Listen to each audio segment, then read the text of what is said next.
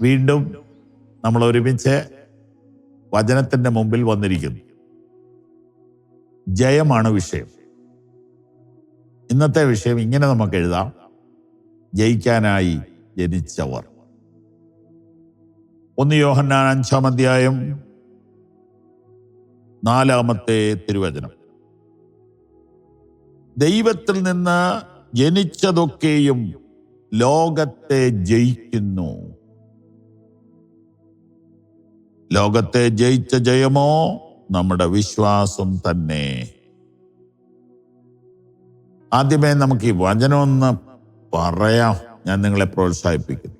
നിങ്ങൾ ഇരിക്കുന്നിടത്ത് ഇരുന്നു കൊണ്ട് പറയണം: ദൈവത്തിൽ നിന്ന് ജനിച്ചതൊക്കെയും ലോകത്തെ ജയിക്കുന്നു.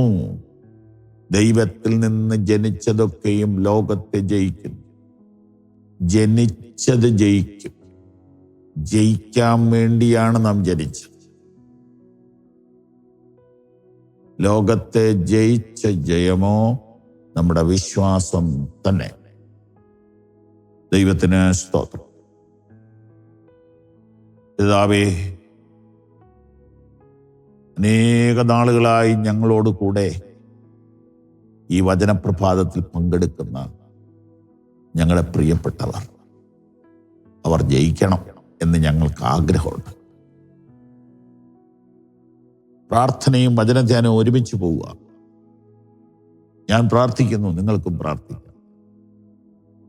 കർത്താവേ, ഞങ്ങളുടെ ഈ പവർ വിഷൻ ഫെലോഷിപ്പിലെ ആളുകൾ ജയിക്കണം. അവരുടെ മക്കൾ ജയിക്കണം. അവരുടെ കൊച്ചുമക്കൾ ജയിക്കണം. അമ്മച്ചിമാരും അപ്പച്ചന്മാരും ജയിക്കണം. പാപത്തെ ജയിക്കണം. പിശാചിനെ ജയിക്കണം. ജഡത്തെ ജയിക്കണം.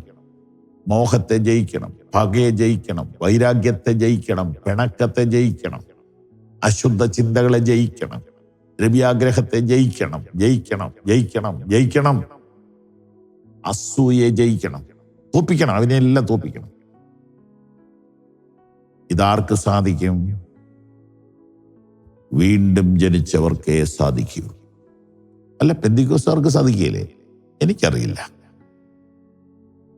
എനിക്ക് വചനപ്രകാരം പറയാൻ പറ്റും. യാക്കോബേക്കാർക്കോ എനിക്ക് പറയാനൊക്കെ, കത്തോലിക്കർക്കോ ഒക്കുകയില്ല. അങ്ങനെയൊന്നും വചനത്തിലില്ല. വചനത്തിലുള്ളതൊക്കെ കേൾക്കണോ? ആര് പിണങ്ങിയിട്ട് കാര്യമില്ല.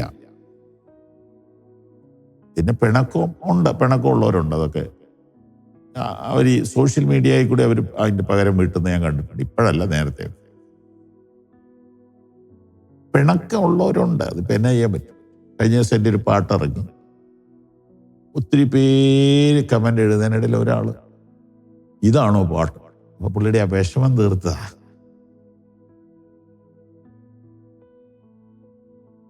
ഞാൻ പറയാൻ വന്നത് എന്താണെന്നറിയാമോ?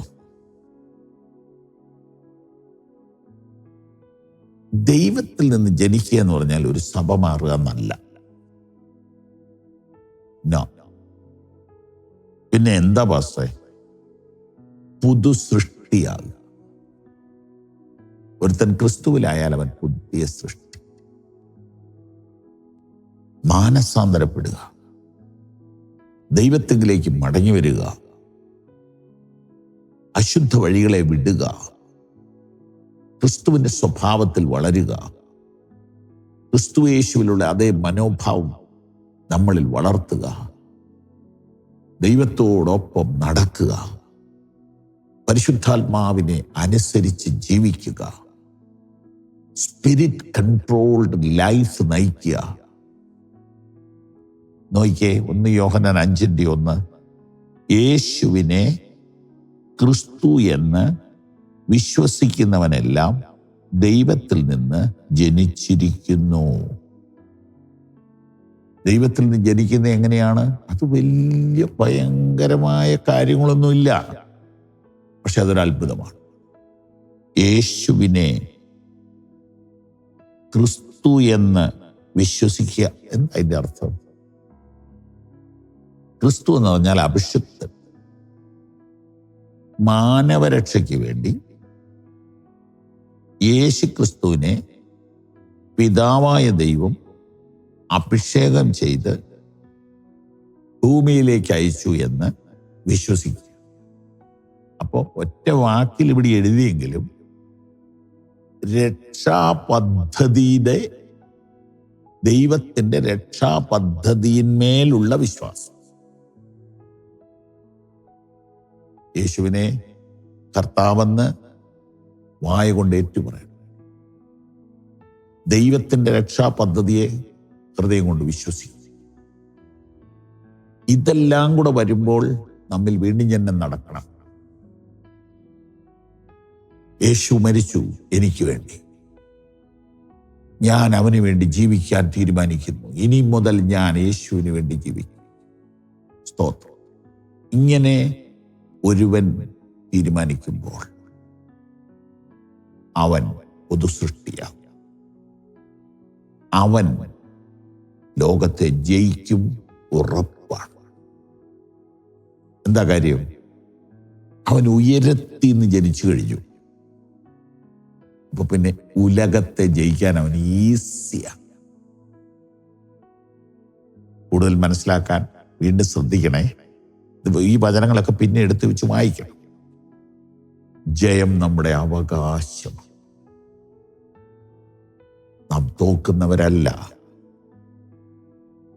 സ്തോത്രം, സ്തോത്രം, സ്തോത്രം. പ്രിയ കർത്താവേ, ഞങ്ങളുടെ എല്ലാ പ്രിയപ്പെട്ടവർ ജയജീവിതം നയിക്കട്ടെ. ഈ ദിവസം അവർക്കൊരു ജയമായി മാറും. യേശു കർത്താവിന്റെ നാമത്തിൽ ആമേൻ. ഈ സന്ദേശങ്ങൾ തുടർച്ചയായി നിങ്ങൾക്ക് ലഭിക്കുവാൻ ഞങ്ങളുടെ വാട്സപ്പും ഫേസ്ബുക്കും ഫോളോ ചെയ്യുക.